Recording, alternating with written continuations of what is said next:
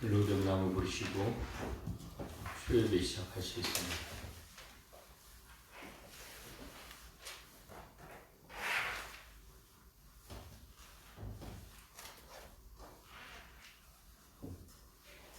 로뎀나무 15장 부르시겠습니다. 15장 박수하면서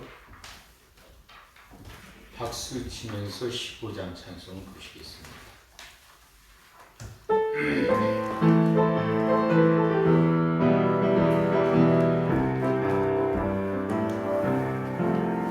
할 수 있다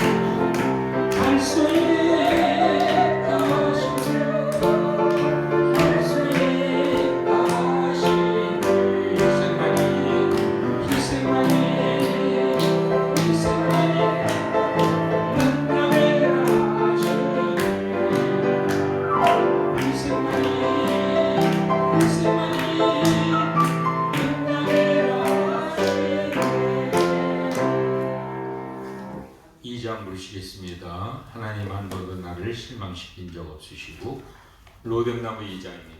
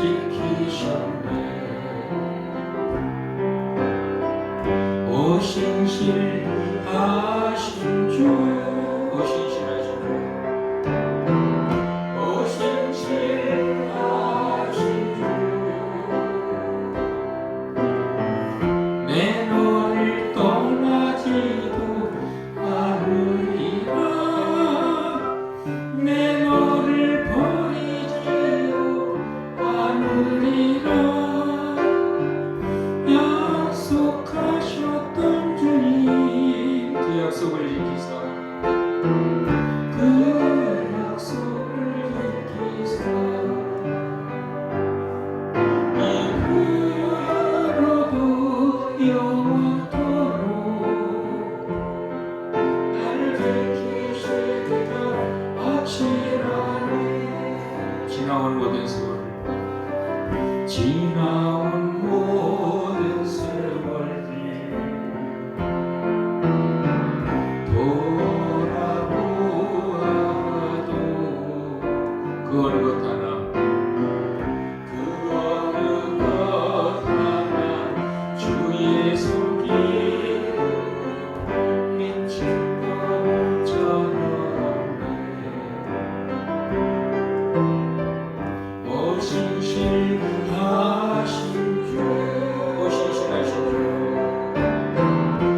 신실하신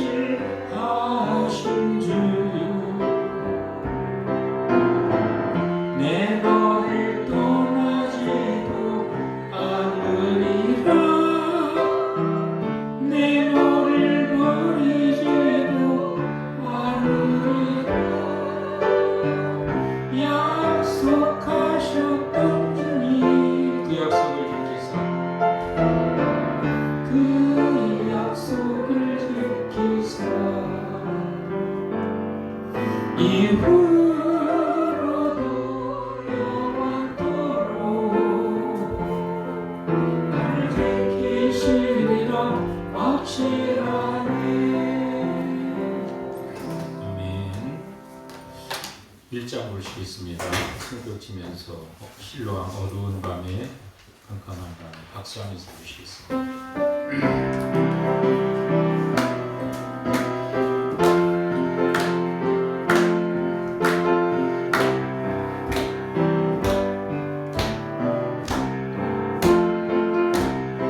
어두운 밤에 캄캄한 밤에 새벽을 찾아간다 종이 울리고 밤이 울어도 나는 밤이었어 우리가 처음 만난 그때는 차가운 새벽이었어 주님 말씀에 정말 마음속에 분명히 있음을 나는 느낄 수가 있었어 오주 당신께 감사하리라 실로암 내게 주신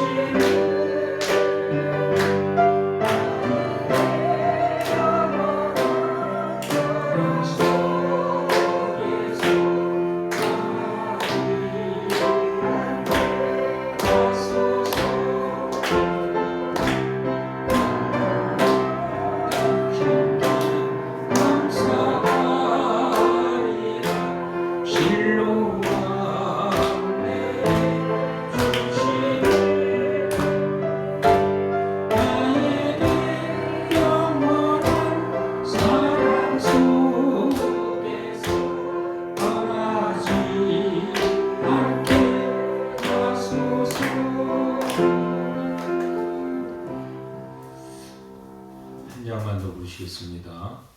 10장입니다. 로뎀나무 10장.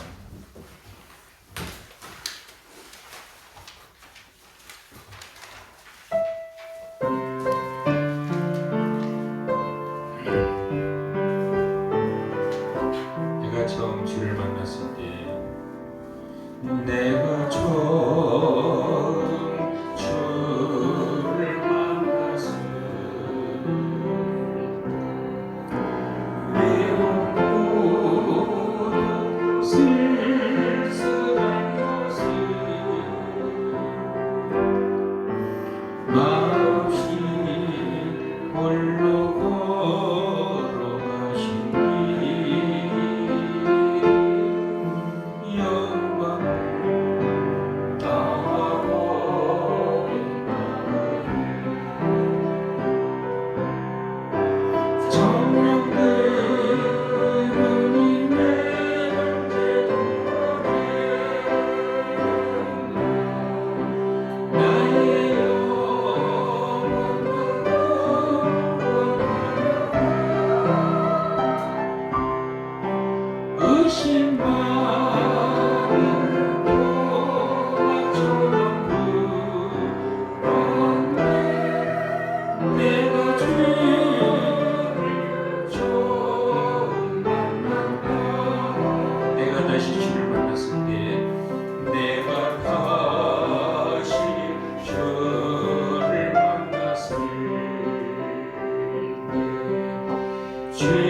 죄악으로 몫을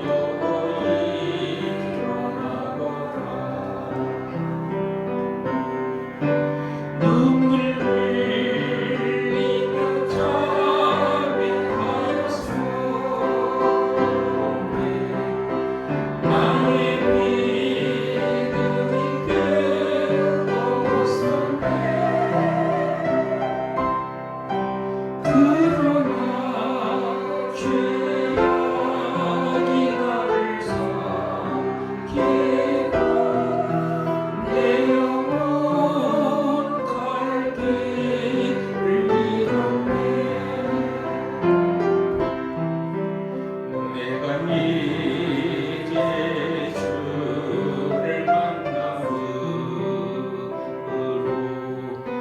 죽음의 길 벗어나려네. 병창민 은혜와 사랑 베푸신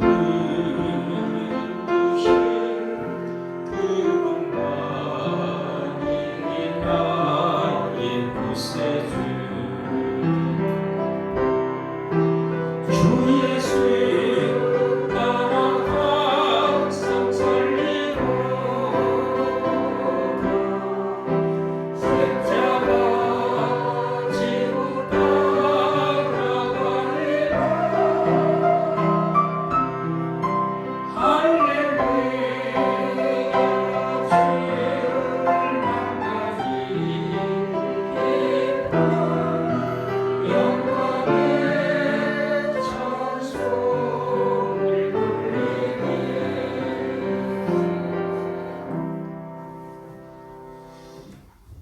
오늘 예배 기도가 이선혜 권사님이신데 오늘 권사님 몸이 좀 안 좋으시다고 해서 못 나오셨습니다. 이 시간에 우리 통성으로 은혜 받기 위해서 함께 기도하실 때 이선혜 권사님을 위해서 기도해 주시기 바랍니다. 사랑이 많으신 아버지 하나님, 오늘도 수요일에 하나님 모이게 하셨습니다.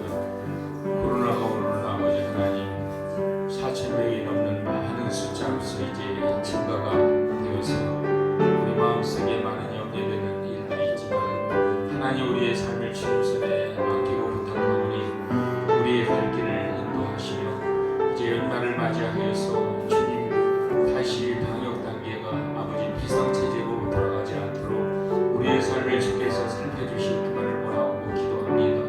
우리도 코로나로 하나님의 우리의 삶이 열려진 나머지 많은 사람들이 왕래하고 자유롭게 활동하는 가운데 있지만 아버지 하나님, 아버지 이제 코로나가 확진되는 숫자가 늘어남으로 인해서 염려하는 상황이 벌어질까 주님 앞에 기도하오니 하나님 연말을 맞이하여서 2020년을 우리가 다시 소망 가운데 맞이할 수 있도록 아름다운 마무리를 할 수 있도록 좋으신 하나님께서 인도하여 주시었기만을 원하고 기도합니다.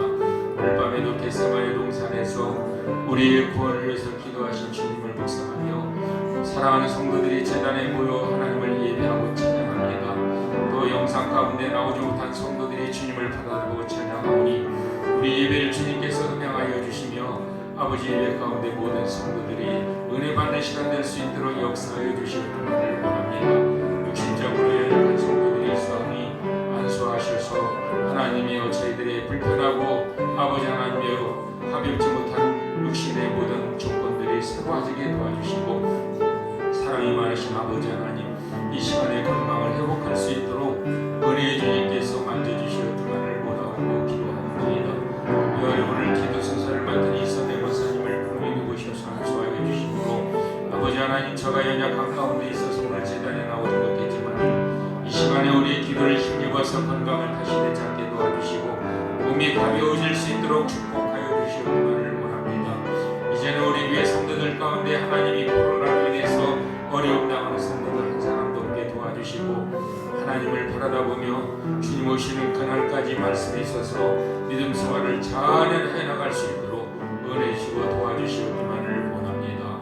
오늘 밤에도 주시는 말씀을 통해서 주의 음성을 듣는 시간 되게 도와주시고 우리가 주의 뜻을 발견하고 하나님의 자녀로서 하나님 믿음의 올곧은 자세를 가지고 걸어갈 수 있도록 축복하시고 인도하여 주시옵소서. 모든 것을 주님 손에 부탁하며 존귀 영광을 우리 하나님께 올려드릴 때에 우리를 구원하신 예수님의 거룩하신 이름으로 감사기도 하옵나이다. 아멘. 하나님의 말씀 보겠습니다. 사도행전 14장 1절에서 7절 말씀. 사도행전 14장 1절 말씀부터 7절까지를 교독하겠습니다.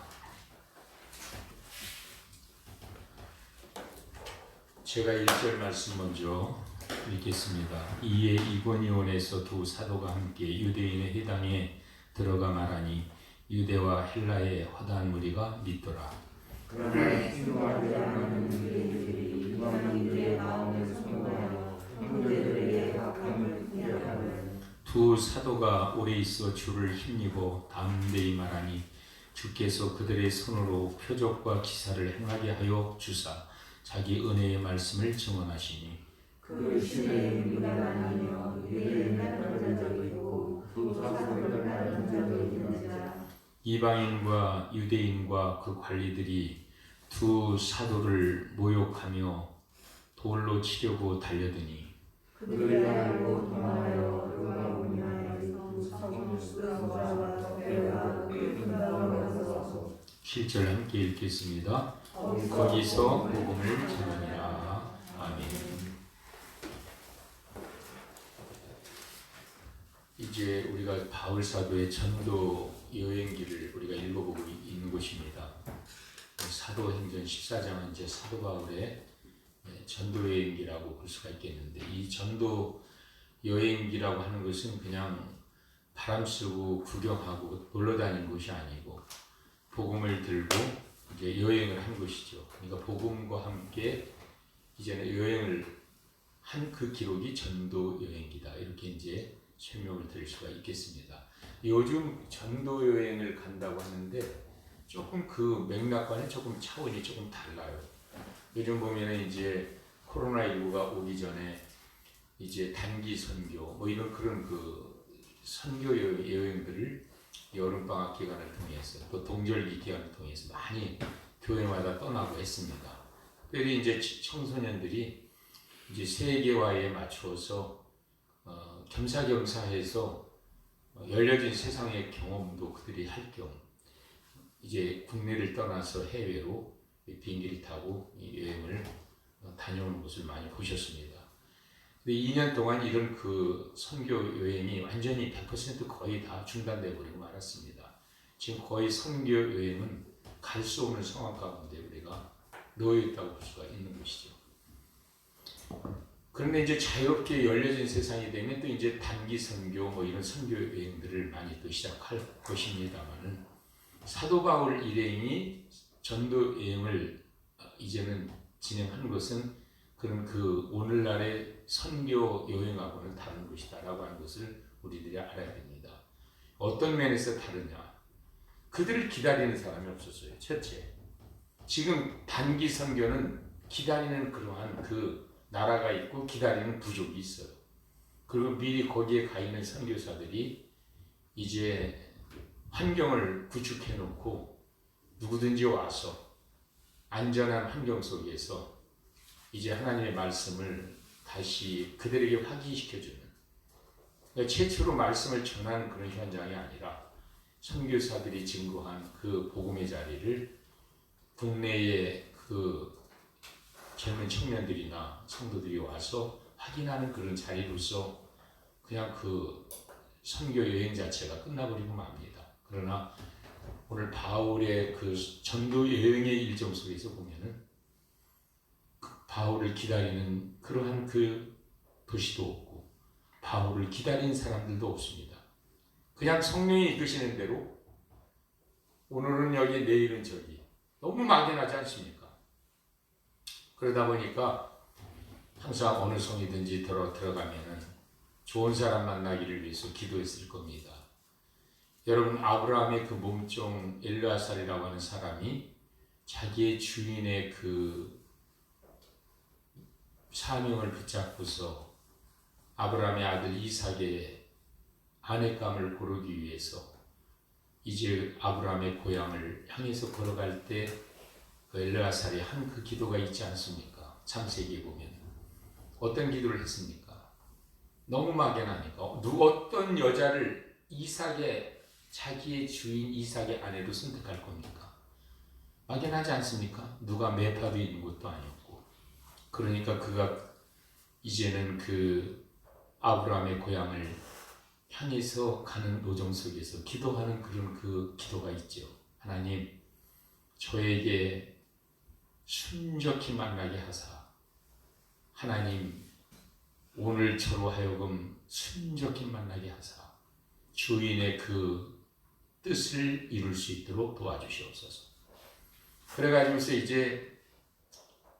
이제 만난 사람이 누굽니까? 마음속에 기도하기를 오늘 처음으로 만나서 누구든지 간에 나에게 이제 물을 건네고 물을 떠서 먼 길을 오시느라고 고생하셨는데 얼마나 목이 마르셨습니까? 물 한 잔 드시죠 하면서 물을 건네는 것.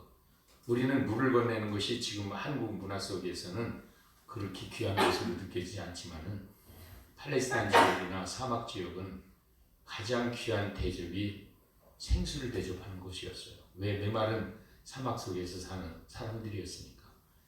항상 어느 집에 가든지 손님 대접의 첫 번째가 마실 물을 주는 거였습니다. 그리고 그 다음에 손발을 깨끗이 닦을 수 있는 물을 제공하는 곳이었어요. 그러니까 그 물을 가지고 기도합니다. 오늘 제가 이제는 내 주인의 고향 땅에 가서 그 고향 땅 사람들을 만나는 가운데 누가 내 주인의 아들 이삭의 아내가 될 사람인지 제가 어떻게 합니까? 그러니까 하나님, 오늘 누구든지 저를 만나서 저에게 물을 건네주는 사람이 하나님이 저하고 맺은 인연인 줄 알게 하소서. 이렇게 기도했던 거예요. 우리 사랑하는 성도 여러분들도 읽어보셨을 줄 생각합니다. 그리고서 이제 막연한 가운데 터덜 이제 결국에 목적지까지 갔는데 누가 나와서 우물가에 나와서 물을 깃고 있어요? 대답해 보시기 바랍니다. 누가 나왔어요? 세 글자로 누구예요? 리브가가 나왔어요. 리브가라는 아리따운 처녀가 물동이에다가 물을 길러 이제 물동이를 머리에 이곳은 맞을 겁니다. 한번 상상해 보시기 바랍니다. 그러니까 이 엘라살이 다가가가지고 그 규수를 보고 처음 만나는 규수예요. 그게 이제 이삭의 아내가 될 여인이었는데 저에게 물을 한 잔 주면 안 되겠습니까? 이제 이렇게 말을 건넸겠죠. 그러니까 리브가가 아주 상냥하게 친절하게 얼굴에 미소를 띠고 생수를 길어서 물을 건네주죠. 바가지채 들고서 이제 마셨을 거예요. 그리고 그 다음에 리브가가 얼마나 친절한지. 제가 당신께서 타고 오신 그 나귀에게들에게도 물을 주겠나이다 하면서 물을 떠서 이제는 나귀에게, 짐승에게도 물을 먹이는 거예요. 여러분, 그것이 이제 인연이 돼가지고 결국에 그 집안에 들어가서 엘라살이 인사를 하고 대접을 받고 자기가 여기에 온 사연을 이야기하게 되고 결국에 리브가가 이제는 아브라함의 가정으로 결혼을 시집을 온다는 이야기예요. 하나님의 섭리가 그렇게 이제 이루어진 것이죠. 근데 이 바울의 전도의 연기를 보면은 그런 그 막연한 그 상황 속에서 전도했던 사도 바울의 그 모습을 우리는 살펴볼 수 있다는 이야기예요. 오늘 14장 1절을 보면 이제 여기 보세요.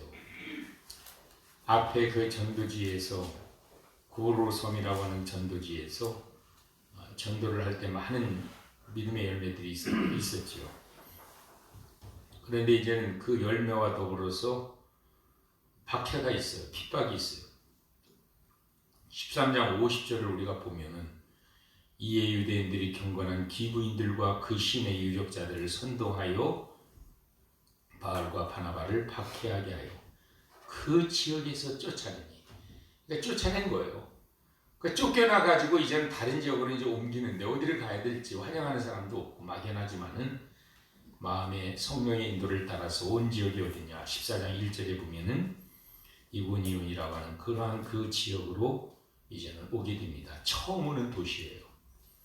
그래서 이고니온에서 14장 1절에 보면 두 사도가 함께 교회는 없었습니다. 그 당시에 오직 회당이 있었죠. 오늘날도 터키나 이스라엘에 가서 보면은 교회보다도 회당이 제일 많아요. 버스 타고 여기 지나가다 보면 마을마다 회당이 있어요. 교회같이 생겼는데 십자가가 없습니다. 가이드가 설명합니다. 저거는 교회가 아니라 회당입니다. 회당은 지금도 있어요. 그러니까 그 당시에는 더 많았겠죠. 유대인들이 그 어느 집이든지 가면 제일 먼저 유대인들이 한 일은 뭐냐? 자기 집을 마련하는 것보다도 회당을 먼저 준비하고 유대인들은 결속력이 강한 민족들이거든요. 그래서 유대인들은 어딜 가든지 이방 땅에 가든 뭐 미국을 가든 소련을 가든 유대인들은 얼마나 결속력이 강한지 먼저 그들은 자기들 집을 걱정하지 않았어요. 하나님의 말씀을 함께 나눌 수 있는 회당을 그들이 준비를 한 일이 급선무적이었던 것이죠. 그래서 회당이 그렇게 많은 것 같아요. 제가 볼 때. 그러니까 사도 바울의 일행은요, 교회는 없었던 시대니까 이게 회당으로 들어가는 겁니다. 어차피 하나님 말씀은 공유되는 부분이 있잖아요. 유대인들하고 우리들하고 기독교인들하고 공유되는 부분이 있어요. 그게 뭐냐면은 구약성경. 유대인들은 구약성경을 믿거든요. 우리는 구약과 신약을 다 믿잖아요. 그러니까 유대인들하고 이야기할 때 아브라함 얘기하면 그들은 눈이 동그래져요. 어떻게 당신이 아브라함을 아느냐? 나도 아브라함을 믿어요. 그러면은 아 그래요? 그럼 금방 형제가 되버리고 하는 거예요. 이스라엘 사람들하고 우리 민족하고는 우리 대한민국 사람하고는요 후일의 성지순례 가서 보면은 금방 가까워져요. 우리는 기독교 신앙을 가지고 하나님 아버지를 우리도 야훼를 믿는다고 하면 그들이 깜짝 놀래요. 그러나 우리는 예수를 믿는다고 하면 그들은 거기서 이제 반신반의 하는 거예요. 하나님을 믿는데 예수를 못 믿는 사람들이 유대인들이거든요. 너무 아이러니한 이야기 하잖아요. 그게 하나님을 믿는데 예수를 못 믿는 거예요.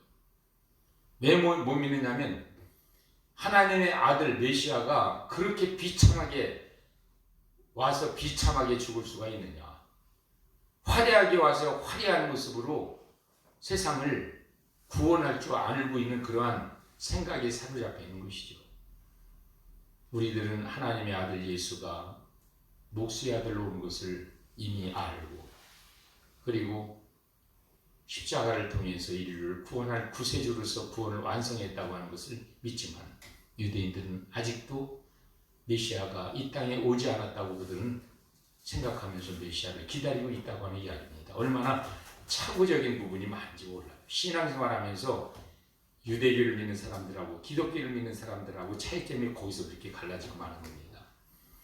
그러니까 이런 그 공유되는 부분이 있었던 바울은 당연하게 회당으로 들어갈 수밖에 없는 거죠. 그들이 몸을 두고 말씀을 전할 수 있는 공간은 회당밖에 없었지 어디에서 말씀을 전하겠습니까?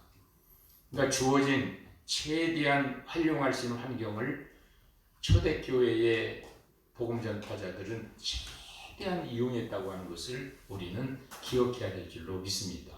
우리가 신앙생활하면서 우리가 머리를 두고 사는 이 환경이라고 하는 것은 주거 목적도 있지만 믿음 생활하는 우리들에게 있어서는 저는 그렇게 생각합니다. 어떤 목적이 또 있는 줄 아세요? 하나님을 섬길 수 있는 환경의 의미를 갖고 있다고 하는 것. 그건 여러분의 집들. 내가 내 몸을 피할 수 있는 그 환경들. 그런 장소만 있다면 어디서든지 하나님을 예배하고 하나님을 찬양할 수 있다는 이야기예요. 우리가 사도행전 14장을 보면서 그런 생각을 해보게 됩니다. 이제 회당으로 들어갔어요. 그래가지고 거기 가서 말했다 그랬어요. 14장 1절에 보면 말하니.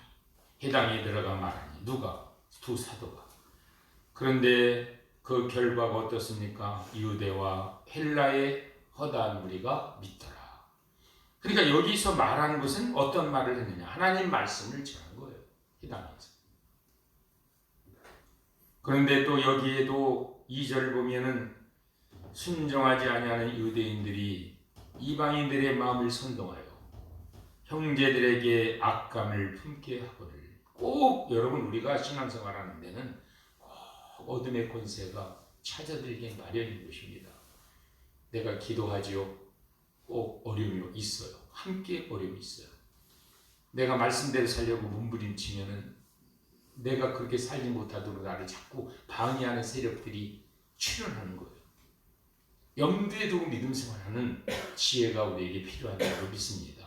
말씀을 보면서 한번 2절을 읽어보세요. 이런 2절이 없으면 얼마나 좋아. 형통하면 얼마나 좋아. 우리의 생각대로. 그러나 그게 아니에요. 하나님이 이런 가운데 하나님의 역사를 이루어 나간다고 하는 것을 발견하게 됩니다. 2절 한번 읽어보실까요? 시작. 그러나 순종하지 아니하는 유대인들이 이방인들의 마음을 선동하여 형제들에게 악감을 품게 하거늘. 얼마나 정말 참 이러지도 못하고 저러지도 못하는 환경입니까? 이렇게 무리가 믿는 그러한 열매가 나타나는 그러한 환경 속에서 순종하는 무리들이 일어나서 이방인들의 마음을 선동하는 겁니다. 자기들이 방해 공작하는 게 차라리 낫죠. 그런데 묘하게 뒤에서 분위기를 안 좋게 만드는 겁니다. 이방인들의 마음을 선동하여 복음을 전하는 바나바와 바울에게 악감을 품게 했다. 악한 감정을 품게 했다. 그러면 여기에 벌써 말씀이 잘 전해지고 하는 겁니다. 참 목회 생활을 하면서 가장 이 사역의 어려움이 뭐냐? 모든 사람들이 다 목회를 따라주지 않는다는 사실이에요. 젊은 목회자들은 그것을 임상 목회 경험 속에서 아직 체험을 많이 안 했기 때문에 힘들어하는 겁니다. 그러나 10년, 20년, 30년 목회를 하다 보니까 당연한 거예요. 당연한 거. 말씀이 떨어지는 곳에는 뭐가 떨어지냐? 마귀의 열매도 같이 씨를 뿌리더라고. 농부가 씨를 뿌리면서 거기다가 농부가 가라지까지 농부 씨를 뿌리는 농부는 없어요. 그런데 알곡을 심었는데 이제는 이삭이 될 때 가서 보면 내가 뿌리지 않은 것들을 거기 나잖아요. 그렇죠? 그 원리가 주님이 이 땅을 회복하시는 그날까지는 영적으로 육적으로 우리의 환경 속에서 지속될 수밖에 없다고 하는 이야기예요. 그럼 그 가라지를 보면서 선한 농부, 지혜로운 농부는 어떻게 합니까? 농사 망쳤다고 탄식을 하는 걸로 끝나지 않아요. 어떻게 하든지 가라지를 뽑으려고 최대한 노력하고 가라지를 제거하는 약을 치고 그렇게 해나가죠. 이와 같이 우리들에게도 그런 자세가 믿음 생활하면서 말씀을 붙잡고 걸어가면서 또 전도하면서 우리들에게도 그런 자세가 필요하다 하는 것을 발견하게 됩니다. 우리가 믿음 생활을 해나갈 때 우리를 믿음 생활을 잘하도록 어둠의 권세가 내버려 두지 않는다는 이야기. 2절 말씀. 내 마음을 불편하게 하고 내가 힘들게 만들어지는, 나를 힘들게 만들고 자꾸 힘들게 만들고 피곤하게, 그래서 피로가 자꾸 쌓이게 만드는 거죠. 그러나 사도 바울이 이 일행은 어떻게 합니까? 그런 환경 속에서 낙심하고 좌절하고 포기하지 않습니다. 적어도 그 도성에서 복음 전파를 하는 그 시간 속에서는 그 동네 사람들이, 마을 사람들이 그 사람을 사도 바울과 바나바를 내쫓기까지는 거기서 끈질기게 머물면서 예수의 복음을 전하고 있다 하는 것을 우리는 발견하게 됩니다. 3절 한번 읽어보세요. 3절 3절 말씀을 읽으면서 이렇게 표현한 그 표현 하나하나에다가 우리가 의미를 두고 생각하면 은혜가 되는 겁니다. 3절 읽어보세요. 시작. 또 사도가 오래서 주를 힘입어 내게 말하니 주께서 그들의 손으로 표적과 기사를 행하게 하여 주사 자기 은혜의 말씀을 증언하시니. 네, 여기 보세요. 두 사도가 2절과 같은 환경 속에 놓였지만 어떻게 했다고 그랬어요? 두 사도가 어떻게 했다고 그랬어요? 오래 있었다. 아예 몰라, 나 그냥 가버릴 거야.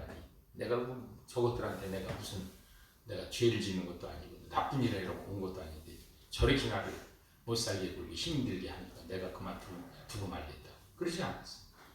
오래 있었다. 이 성경의 표현 하나하나를 우리가 묵상하고 이 단어 하나를 묵상하다 보면 나름 자신들에게 큰 은혜가 주어지는 줄로 저는 믿습니다. 제가 그렇게 은혜를 받거든요. 두 사도가 오래 있었다. 오래. 신앙에는 인내하는 자세가 필요하다. 그 얘기입니다. 주를 섬기는 일에도 인내가 필요하다. 그 얘기입니다. 주님을 섬기다가 힘들고 어려운 그 상황이 나에게 딱 주어질 때 포기하는 것. 그것은 옳은 모습이 아니라고 하는 것을 이 말씀을 통해서 우리는 발견하게 되는 은혜의 말씀인 줄로 믿습니다. 그 다음에 오래 있어. 그 다음에 뭐라고 그랬어요? 누구를 힘입었다고 그랬어요? 주를 힘입었다. 신앙의 기본은 주님을 힘입고 믿음 생활하는 거예요. 인간을 힘입어서 믿음 생활하는 거 아니에요. 우리가 신앙생활할 때 우리는 주님만 바라다보는 성도들이 되셔야 될 줄로 믿습니다. 히브리서에 보면은 두 가지 표현이 있습니다.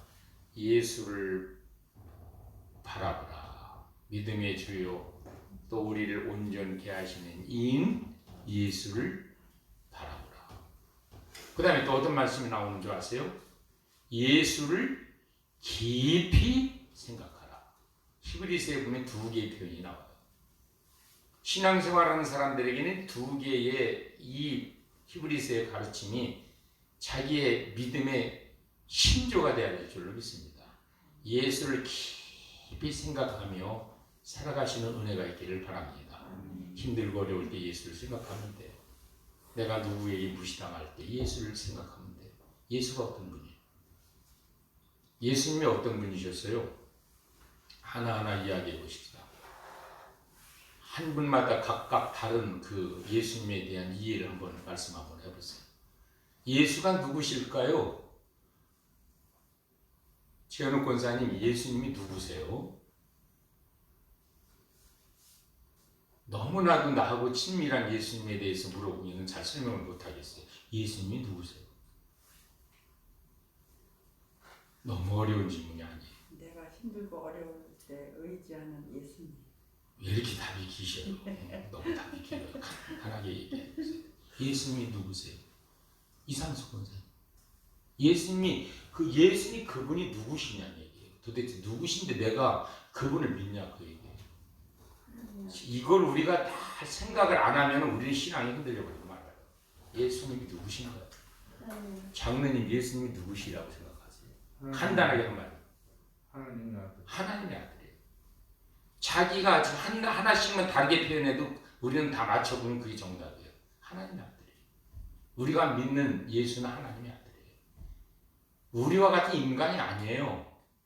근데 우리는 그 하나님의 아들이라는 개념이 없어지니까 예수를 가볍게 생각해 버리는 거예요. 하나님의 아들을 만나러 예배하러 오는 게 예배잖아요. 근데 하나님의 아들이라고 생각 안 하니까 예배가 중요하게 느껴지지 않는 거예요. 대통령이 우리 만나자고 오늘 우리에게 연락해서 여러분 만나러 갈까요, 안 갈까요? 가요. 근데 예수가 대통령의 하나님의 아들이에요. 만왕의 왕의 아들이다 그 얘기예요. 그분이 예배를 만들어 놓고 너하고 나하고 오늘 만나고 싶구나 했는데 왜 안 오셨냐 얘기예요. 그게 무슨 믿음 생활이냐 그 얘기입니다. 응? 또 예수님이 누구십니까? 하나님의 아들. 이원준 장로님 말씀해.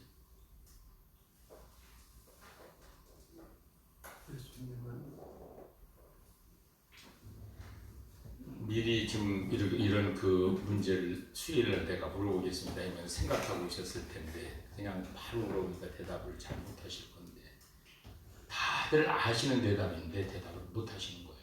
어떻게 어디서부터 어디까지 대답할지 모르니까 하나님의 아들이시고 우리를 구원하신 구세주잖아요. 그게 중요한 겁니다. 우리를 구원하신 구세주예요. 우리가 예수를 믿는 것은 나를 구원하셨기 때문에 믿는 겁니다. 나하고 이해관계가 나를 구원하시지 않았다면 왜 성립이 되겠어요? 괜히 헛수고 하는 거지.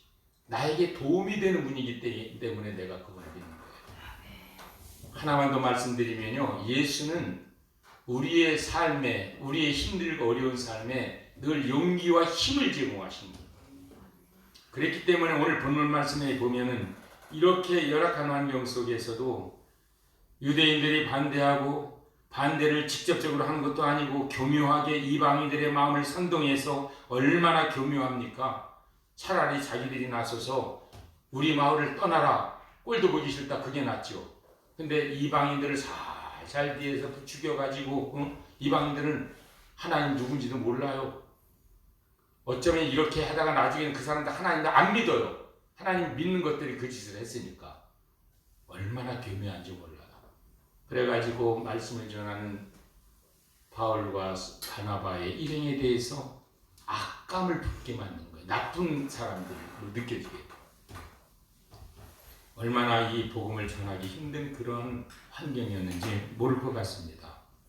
그런데 그런 환경 속에서 두 사도는 포기하지 않고 3절을 보면 인내하면서 오래 있어서 그 다음에 나의 삶에 지친 삶에 절망의 삶에 낙심의 삶에 나에게 힘과 용기를 제공하는 주님을 힘입었다 그 얘기 이 말은요. 주님을 힘입었다 그 말은 그분이 나에게 늘 용기를 주시고 힘을 주시고 능력을 주시는 이 절망적인 삶의 상황 속에서 그래서 이렇게 주님을 힘입어 담대하게 계속 복음을 전하는 겁니다. 그랬더니 그 다음에 어떤 역사가 일어납니까? 그 다음 말씀 보세요. 주께서 하나님께서 바울과 바나바의 손으로 뭐와 뭐가 나타나게 해요? 표적과 기사를 행하게 하셨다. 그러니까 저는 이 말씀을 보면서 표적과 기사는 아무나 행하는 게 아니에요. 표적과 기사는 병 고치는 능력들, 귀신을 내쫓는 이적들 아무나 행한다. 이거는 신앙의 인내심을 가지고 힘들고 어려운 삶의 상황 속에서도 하나님의 신실하심을 믿고 그분을 의지하면서 담대하게 나가는 성도들에게 표적과 이사가 따른다는 사실을 믿으셔야 될 줄로 믿습니다. 우리의 생활 속에서 능력 있는 삶은 아무나에게 따라오는 게 아니에요. 힘들고 어려운 삶을 뛰어넘는 사람들, 그 사람들이 믿음의 사람만이 행할 수 있는 표적과 이사를 자기의 삶을 통해서 행할 수 있다 그 얘기예요. 그러니까 보세요. 삶이 역전이 되겠죠. 환경이 역전이 될 겁니다. 반대하는 사람들이 우습게 봤는데, 우습게 하라는데 무시 못할 만한 사람들이에요. 왜? 말의 열매, 능력의 열매만 있는 줄 알았는데 삶의 능력이 있는 거야. 표적과 기사를 행하겠다 이 말은요. 정상적인 사람이 할 수 없는 능력을, 초능력적인 능력을 안 믿는 사람들에게 보여줬다 그 얘기입니다. 못 고치는 병을 막 고치는 능력이 일어나. 암병이 막 떨어져 나가는 거예요. 실제로 우리가 여러분 믿음으로 병 고침을 받는 역사를 우리는 믿습니다. 믿으시죠? 주님께서 우리의 믿음을 보시고 병 고쳐주신 걸 확신하시죠? 이게 바로 그걸 밝히는 겁니다. 귀신이 떨어져 나가. 귀신이 알아보는 거예요. 하나님이 함께하는 사람인 거죠. 그러니까 어떤 환경으로 반전이 됩니까? 그 환경이 은혜의 말씀으로 충만한 그러한 환경으로 반전이 되는 겁니다. 이제 말씀을 결론을 내리고자 합니다. 환영하는 사람 없어요. 누가 오세요 하는 사람도 없고 누가 우리 집에 오셔서 저녁 식사하시지 않은 사람도 없어요.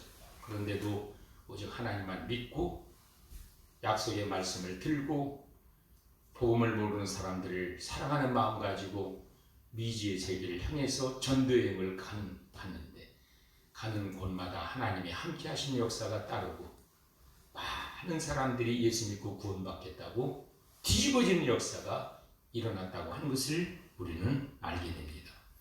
그러나 그런 그 열매는 반대의 역사, 환난의 역사와 함께 일어난다는 사실을 우리가 알아야 돼요. 내가 하는 일이 모든 게 형통한다고 생각한다면요, 우리는 잘못 생각하는 겁니다. 내가 하고자 하는 일이 때로는 반대도 있고 시험도 있고, 그러나 그런 속에서 내가 하나님의 거룩한 뜻을 붙잡고 나가면 하나님은 하나님의 뜻을 나를 통해서 이루신다는 사실을 발견하게 됩니다. 4절을 보면은 이제는 그 이고니온이라고 하는 도시의 시내에 많은 사람들이 나눠지는 거예요. 그래서 유대인을 따르는 사람들도 있고 두 사도를 따르는 사람들도 일어나게 됩니다. 다 따르면 얼마나 좋겠습니까마는 그렇지 않다 그 얘기입니다. 우리가 인생을 살면서요, 나를 사람들이 다 따라주면 좋은데 다 안 따라줘도 너무 실망할 필요 없어요. 왜? 안 따라줘도 내가 올곧은 선한 목적을 가지고 나갈 때 거기서 하나님이 역사하실 줄로 믿기 때문이죠. 여러분, 예수님이 이 땅에 구세주로 오셨지만은 오셔서 12명의 제자를 선택하셨고 12명의 제자들이 예수님을 다 따랐습니까? 다 배신했잖아요. 다 배신했잖아요. 예수님 십자가 지는 현장에 남은 제자 누가 있었습니까? 누구 남았습니까? 어떤 사람 남았어요? 다 도망쳐버리고 다 배신하고 딱 한 사람 남았어요. 누구니 그 사람? 예? 사도 요한 딱 하나만 남은 거예요. 십자가 밑에서 능력 없는 자기를 한탄하면서 죽어가는 스승을 보면서 눈물을 흘리고 있었겠죠. 그게 인간 세계에서 일어나는 일이에요. 12명 가운데 11명은 다 뿔뿔이 다 흩어졌잖아요. 그러면 보세요. 인간적으로 예수님의 사역은 성공한 거에 실패한 거예요. 실패예요, 실패. 그야말로 예수님이 인간의 업적으로 따진 실패자예요. 근데 그 실패자가 인류의 구세주가 돼가지고 지금 70억의 인구 가운데, 이 지구촌의 70억의 인구 가운데 예수를 믿겠다고 따르는 사람들이 진짜든 가짜든 간에 머릿수를 따져가고 20억 명이 넘는다는 거예요. 얼마나 대단한 역사입니까? 20억이 예수쟁이들이에요. 지구촌에.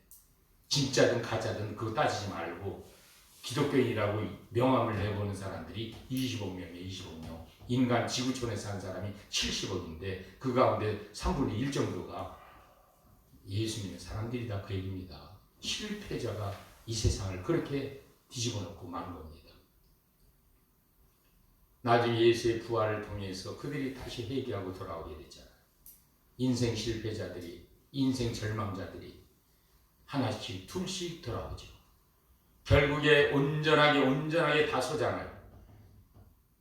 오직 예수님의 12제자 가운데 딱 한 사람만이 지옥 갔어요. 누굽니까? 가룟유다.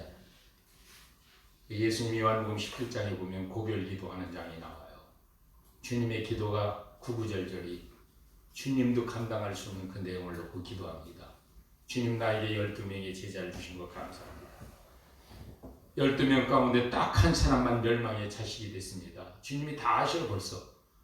그러나 11명은 하나님의 백성입니다. 그런데 십자가 지는 그 현장 속에 11명은 온데간데 없어져 버리잖아요. 한 명은 남고 10명 온데간데, 한 명은 이미 자살해서 죽어버리고, 가룟유다는.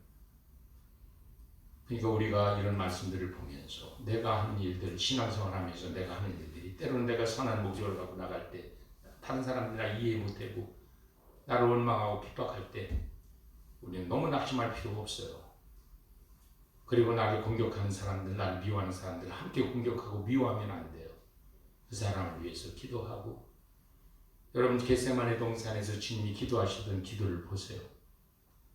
이 얼마 있으면 십자가에 달려 죽기 위해서 체포되는 시간이 가까이 오는데 우리 주님, 그 기도 속에는 무한한 용서가 들어있잖아요. 무한한 용서가 들어있어요. 십자가에서 운명하시는 순간에도 주님은 자기를 못 박은 사람들을 저주하지 않았어요. 오히려 용서의 기도를 해주셨잖아요. 아버지여, 저들의 죄를 용서해 주시옵소서 그랬잖아요. 그러면서 뭐라고 기도하셨습니까? 저들이 저렇게 하는 것은 알지 못함이니이다. 알았다면 이 짓을 안 할 겁니다. 몰랐기 때문에 그런 겁니다. 하나님, 그러니 모르는 자를 용서해 주시옵소서. 그러니까 우리가 예수 믿으면서 모르고 실수하는 사람들을 정죄하면 안 돼요. 모르고 했는데 어떻게 해? 모르고 했는데. 저도 목회하면서 한번 크게 자동차 법규를 어겨갖고 큰 딱지를 크게 아주 벌금 크게 물어야 될 입장에 놓인 적도 있었습니다. 서울 가가지고 15일적서 목회할 때 중부고속도로를 타고 서울 가가지고 거기 올림픽대교 이렇게 들어가는데 이렇게 중앙분리대가 있는데 시골 촌놈이니까 그게 눈에 안 들어오더라고. 그래서 이게 이쪽 도로로 들어가야 되는데 오는 반대방이 역행으로 들어가 버렸어요. 차를 몰고. 차가 없었으니까 몰려오는 차가 있으면 그걸로 안 들어갔죠. 차가 하나도 없더라고. 차선이 한 6개 걸려 있는데. 아이고, 그냥 이 가운데 분리대가 있는데 이렇게 가야 되는데 이렇게 가버린 거예요. 들어갔는데 좀 이상해요, 분위기가. 좀 있으니까 차가 저기서 막 6차선은 꽉 차고 막 올라오는 거예요. 신호 걸렸다가 그냥 대기하던 차들이 몰려오는데 아니나 다를까 저 옆에 딱 교통이 딱 서 있는데 손을 딱 대면서 갖다 대라고 막 손짓하더라고요. 눈이 동그래져가지고 역주행으로 들어왔으니까. 아이고, 이거 아주 되게 오늘은 내가 큰 실수했구나. 그래서는 딱 갖다가 대고 교통순경이 다가오는데 선생님, 역주행으로 오늘 교통법규 위반 하셨습니다. 면허증 주십시오 그러더라고요. 제가 면허증 끊어주면서 제가 오늘 안성 사는데 서울에 처음으로 차를 몰고 와서 조심스럽게 온다고 하면서 여기까지 잘 왔는데 여기서 제가 큰 실수를 했습니다. 더 이상 얘기 안 했습니다. 제가 잘못했습니다. 모르고 그랬습니다. 그랬어요. 그랬더니 교통이 어떻게 하면 좋아서 면허증 부르주더라고요. 주면서 그러실 수도 있죠. 그러면서 제가 뒤 봐드릴 테니까 뒤로 빼세요. 50m 정도 겨나왔어야 돼요. 교통이 빠꾸하는 걸 다 봐줬어요. 그리고 그 분리대 앞까지 와서 자 조심해서 볼일 보고 가십시오 인사하고 저를 보내주더라고요. 모르고 하는 사람 그리 용서함을 받더라고요. 사람들 가운데 모르고 했으면서도 계속 아는 체면서 박박 우기는 사람 있죠. 만약에 제가 그랬다면 저는 그때 그 교통경찰관한테 된통 당했을 겁니다. 처음에 만나서 제가 잘못했습니다. 저 모르고 그랬습니다. 그러니까 교통도 더 이상 저를 정죄하지 않더라니까요. 하나님도 마찬가지라고 저는 생각합니다. 내가 모르고 짓는지 하나님 다 용서하셔요. 근데 알고 죄를 짓는다면 하나님 용서하실지 그건 저는 잘 모르겠습니다. 아마 용서하기 힘들 겁니다. 알고도 교묘하게 하나님의 자녀로서 그런 자리에 서 있었다는 거예요. 아무튼 오늘 우리가 이 말씀을 보면서 우리는 이 말씀들을 사도들의 행전이지만은 우리가 신앙생활 하면서 어려움 많은 세상 속에서 환난 많은 세상 속에서 우리는 어떻게 살아야 될 것인가, 믿음의 사람들로서 어떤 삶의 방향을 가지고 걸어가야 될 것인가에 대한 구체적인 가르침을 말씀 속에서 배우게 되는 줄로 믿습니다. 사도 바울의 일행은 이렇게 이온이라고 하는 도시에서도 복음을 힘있게 증거를 했던 겁니다.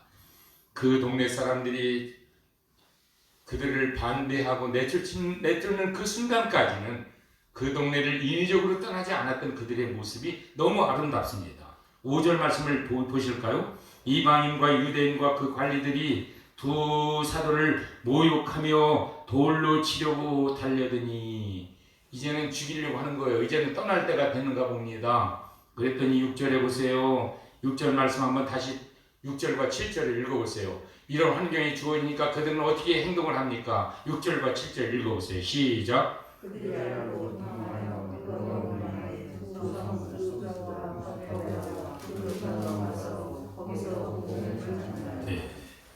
바울과 바나바 일행은 이제는 떠날 때가 됐다고 판단합니다. 그래서 도망하여 루가오니아의 두 성 루스드라와 더베와 그 근방으로 가서 거기서 복음을 전하니라.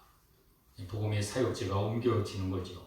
이 성령의 인도하심에, 전체적으로 볼 때 성령이 인도하시더라고요.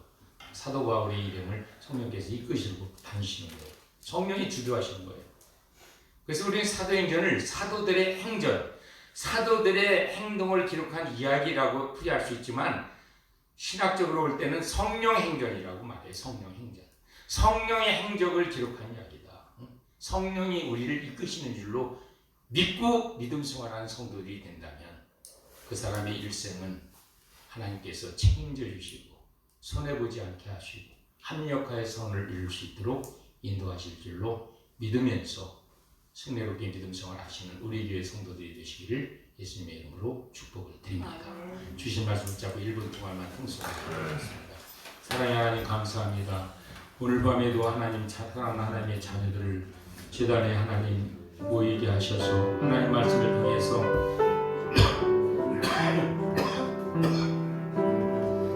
이 영예한 기도 참게 하시고 이 말씀의 근거에서 하나님 우리의 갈 길을 알게 하셨사오니 아버지 하나님 선한 싸움을 끝까지 싸워 나갈 수 있는 우리 교회 성도들이 되게 하여 주시옵소서. 우리 교회 장로님들이 되게 하시고 권사님들이 되게 하시고 집사님들이 되게 하여 주시옵소서. 아버지 하나님, 내가 믿는 예수님은 평범한 하나님의 우리 인간이 아니요 하나님이셨고 하나님의 아들이셨고 우리를 구원하는 구세주로서 오셔서 나를 구원하셨는데 이제 내가 우리 주님에 대한 그 이해가 늘 새로워지기를 원합니다. 히브리서 기자의 그 권고와 같이 날마다 믿음의 주요 우리를 온전케 하시는 예수를 깊이 생각하며 믿음 생활하는 성도들이 되게 하여 주시며 힘들고 어려울 때 절망스러운 환경 속에서 예수를 깊이 깊이 생각하는 아버지 하나님 그 사고 속에서 우리들의 믿음의 발걸음이 흔들리지 않게 도와주시고 항상 기뻐하고 쉬지 말고 기도하고 범사에 감사할 수 있는 모습으로 걸어가는 은혜가 있게 하여 주시옵소서. 오늘 밤에도 믿음을 가지고 하나님 십자가 아래에 모여든 우리 사랑하는 성도들을 주의 종이 사랑하며 축복하오니 주님 하늘문을 여시고 축복하여 주시옵소서. 주님은 직장을 마치고 영상 속에 들어와서 말씀을 주님 귀를 기울여 듣고 주님을 사모하는 성도들을 축복하여 주시옵소서.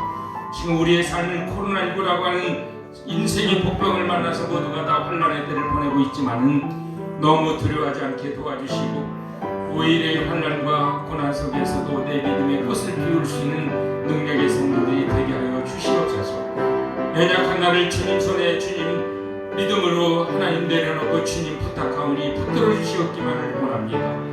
십자가의 사랑으로 주님 그 사랑 안에 거하게 도와주시고 나를 주님 욕하고 나를 흉보고 나를 비난하는 사람들이 있다 할지라도 그들을 미워하지 않게 도와주시며 하나님 묵묵히 주의 사랑을 가지고 말씀으로 살아갈 때 그들도 변화되고 그들도 주님의 자녀들이 될 수 있는 기회를 얻게 하여 주시옵소서.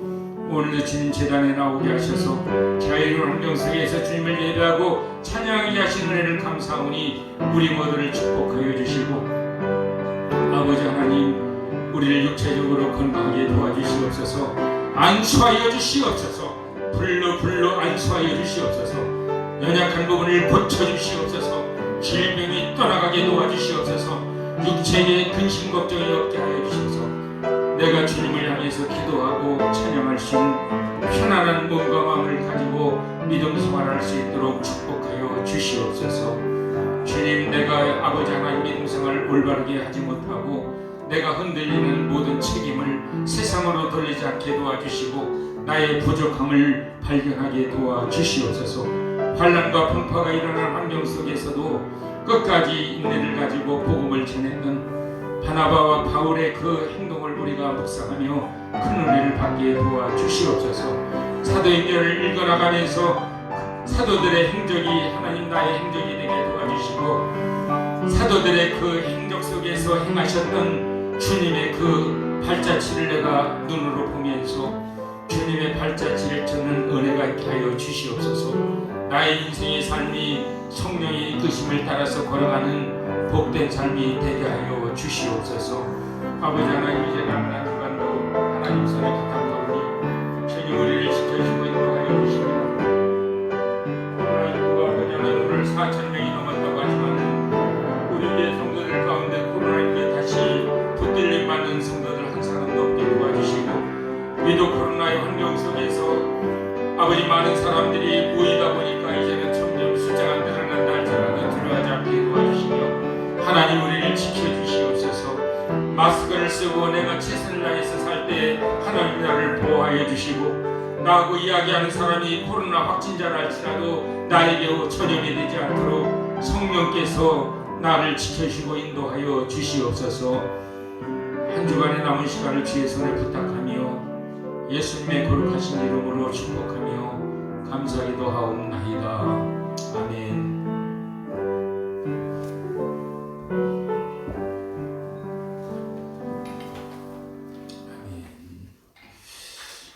네, 교회 소식을 알려드리겠습니다. 이제 우리가 내일 모레 우리 교인들, 성도님들 소풍 가는 날인데 아직까지 영상 속에서 예배하는 성도님들은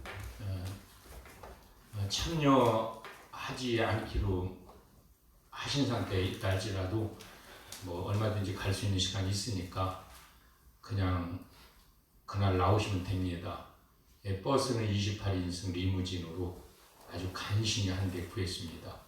이 평택 지역이 삼성이 들어오면서 관광버스가 이 출퇴근용으로다가 이 지입차로다가 많이 활용되다 보니까 버스가 없더라고요. 45인승은 있는데 28인승 리무진이 한 대도 없어요. 모든 관광버스에서 다 뒤져봐도. 그리고 금요일 날이 가장 그 피크인 날이라고 이야기를 하더라고요. 토요일은 오히려 낫다고 얘기하면서 그 대신에 뭐 갔다가 6시 안으로만 온다면은 가능하다고 하는데 우리 6시 안에 올 수가 없어서 그래서 아주 애를 먹었습니다. 그러다가 안성교회 성도님을 통해서 간신히 한 대 남은 차를 구했습니다. 그래서 내일 모레 28인승이라고 하는데 모르겠습니다. 어쨌든 8인승을 위해서 28인승이겠죠. 어쨌든 계약을 하고 바로 주유소에다가 차를 대주기로 했는데 우리 성도님들 많이 동참하시기를 부탁을 드립니다. 대둔산 케이블카도 지난 월요일날 같이 일기가 안 좋은 날도 운행을 하고 있더라고요. 제가 현장을 가서 확인까지 하고 왔습니다. 그래서 아주 강풍, 태풍 같은 거 안 불면 눈 오고 비 오는 날도 운행하니까 걱정하지 말라고 하더라고요. 그래서 9시에 우리가 8시 한 50분쯤 모여서 잠깐 기도하고 9시 전까지는 떠나야 될 것 같습니다. 가까운 거리인 줄 알았더니 가는 데만 한 2시간 정도 이상 이렇게 소요가 되더라고요. 그래서 가면서 바로 점심 식사하고 그리고 이제 케이블카를 타고 이렇게 정상까지 올라갈 수 있도록 중간까지 올라가서 그 다음에 이제 자유롭게 이제 자기 형편 사정되는 대로 휴게소도 있어서 또 뭐 대추차 같은 거 맛있게 끓여서 파는 데 있으니까 거기서 그냥 전망대 내다보면서 이제 아래 내다보면서 보셔도 되고 또 이제 산에 올라가실 분들은 다 이렇게 계단으로 해놨으니까 이렇게 주변을 다녀오시면서 관광을 즐기면 되겠습니다. 오면서 이제 대전 근교에는 시간이 이제 뭐 대둔산 하루만 갔다 오기는 너무 여유가 있어서 장태산 휴양림을 들려서 들어오면서 저녁 먹고 집으로 돌아오는 그런 코스를 이렇게 잡았습니다. 목요일날 시간 잘들 지키시고요. 그리고 오실 때 주민등록증들 꼭 지참하고 오시기 바랍니다. 주민등록증들 꼭 갖고 오셔야 됩니다. 왜냐하면 여행 중이니까 꼭 신분증 꼭 소지하시길 바라고 케이블카는 65세 이상만 1,000원씩 할인해 준다고 하니까 주민등록증 없으면 1,000원 할인 못 받습니다. 그러니까 모든 성도님들이 65세만이 아니라 다 그날 주민등록증은 다 소지하고 오시기를 바랍니다. 차 타고 여행하는 곳이니까 신분증을 꼭 갖고 오시기를 바랍니다. 아무튼 좀 조금 더 몇 분 더 가셔서 여행이 좀 더 풍성했으면 좋겠다는 게 제 마음이니까 많이들 참여하시기를 부탁을 드립니다. 복장은 그 복장 광고를 안 했는데 따뜻하게 입고 오셔야 돼요. 그 상상봉에 올라가면은 좀 바람이 좀 있으니까 따뜻하게 겉옷을 잘 갖고 오시고 겉옷은 지금 차 안에서 더우면 벗었다가 차가 널널하니까 뒤에다 두고 내려서 이제 활동할 때는 입으시면 되니까 잘 복장 챙기시고 신발은 걷기 좋은 그 편한 신발을 신고 오셔야 되겠습니다. 장갑도 꼭 끼고 오시고요.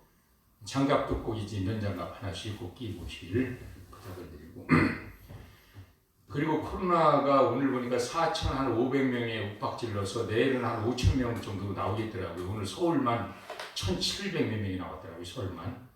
점점 이제 늘어나는데 위도 코로나니까 당연하게 늘어날 수밖에 없는 거예요. 그걸 뭐 늘어난다고 걱정할 필요 없고 단 자기들의 개인 방역에 최선의 신경을 써야 됩니다. 마스크 잘 쓰고 다니시고 최대한 먹을 때만 좀 마스크 벗고 좀 갑갑하시더라도 당분간 그렇게 해주시기를 부탁을 드립니다. 이상으로 광고 말씀을 마치겠습니다. 찬송 한 장 부르고 주기도문으로 얘기 마치겠습니다. 365장 손뼉 치면서 한 장 부르시고 주기도문으로 얘기 마치겠습니다. 365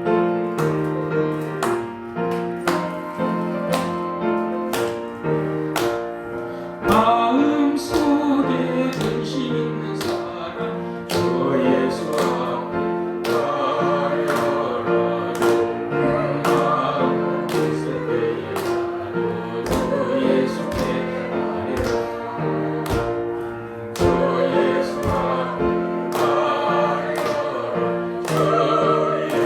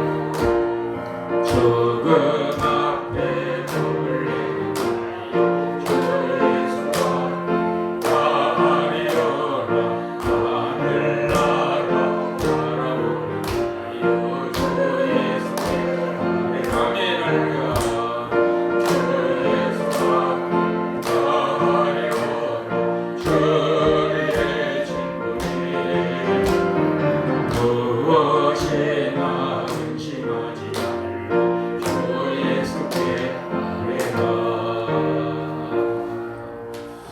하늘에 계신 우리 아버지, 아버지 이름을 거룩하게 하시며 아버지의 나라가 오게 하시며 아버지의 뜻이 하늘에서 같이 땅에서 이루어지게 하소서. 오늘 우리에게 일용할 양식을 주시고 우리가 우리에게 잘못한 사람을 용서하여 준 것 같이 우리 죄를 용서하여 주시고 우리를 시험에 빠지지 않게 하시고 악에서 구하소서. 나라와 권능과 영광이 영원히 아버지의 것입니다. 아멘.